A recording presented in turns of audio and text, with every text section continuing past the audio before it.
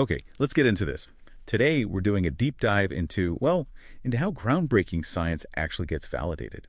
We're talking about the really big ideas, like the theory of relativity, the kind that totally change how we see things.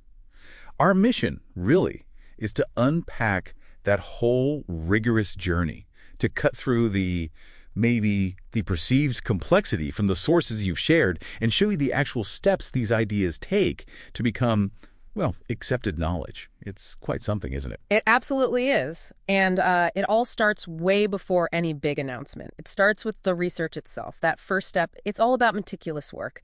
Gathering data, maybe through observation, maybe experiments, sometimes simulation. Meticulous is the word. Exactly. And crucially, the methods, how you do it, they have to be rock solid, really rigorous. And the results, someone else has to be able to get the same results following your steps. Reproducibility. Right, reproducibility. Without that, it's shaky ground. Totally shaky ground. You're building on sand, essentially. Okay, so you've done that.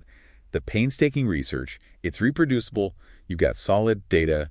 Now what? Yeah. How do you get it out there? That's where the research article comes in. And this isn't like a quick blog post. No, I bet not. Far from it. The sources show it's really structured. Yeah. Think sections, a quick summary, the abstract, an intro setting the stage, why you did it, then a detailed methods section, the how-to, so others can replicate it, your actual results with all the data, tables, graphs, then a discussion, what does it all mean? How does it fit with what we already thought we knew?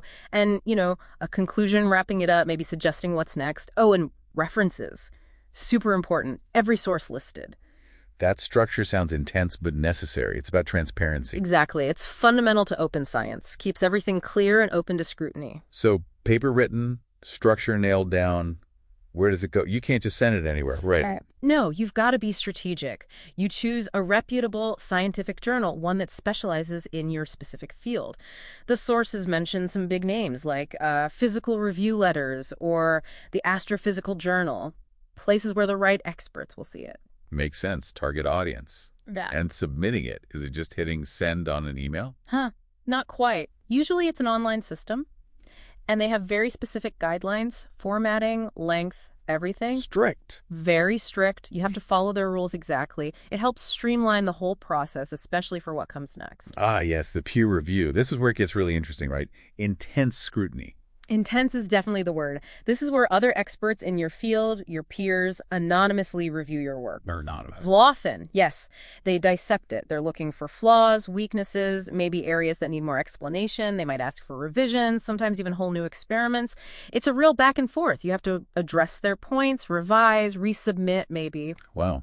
Sounds like running a gauntlet. It can feel like it. It's a kind of baptism by fire for any new theory, especially a big one. Ensures quality control. Okay, so it survives the gauntlet, the revisions are done, the reviewers are satisfied. Yeah. What's the final step in, the formal publication? Right, so once it passes peer review and gets accepted, boom, it's published in the journal. And that's huge. Now, that evidence, that argument, it's out there for the entire scientific community. People can read it, cite it, build on it, challenge it even. It becomes part of the official scientific conversation. But for those truly earth-shattering ideas, like relativity, you mentioned there's often more, beyond just the journal. Yeah, there often is. For really revolutionary stuff, presenting at conferences, symposia, that's also key, it's a different kind of validation. You're there, face-to-face, discussing it directly with colleagues, getting immediate questions, feedback, sparking debate. It helps solidify things in a different way. So when we pull back and look at this whole deep dive, what's the takeaway?